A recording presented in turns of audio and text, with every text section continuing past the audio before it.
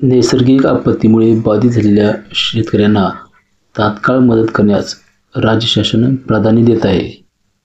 राज्यात जून 2025 मध्ये छत्रपती संभाजीनगर व अमरावती विभाग आणि सप्टेंबर 2024 ते ऑक्टोबर 2024 या कालावधीत धाराशिव व छत्रपती संभाजीनगर व धुळे जिल्ह्यात झालेल्या शेतपिकाच्या नुकसानीसाठी 368,86,85,000 मदतीस निधीस मान्यता देण्यात आली आहे, असे मदत व पुनर्वसन मंत्री मकरंद जाधव पाटील यांनी सांगितले. याबाबत शासन निर्णय निर्गमित करण्यात आलेला आहे.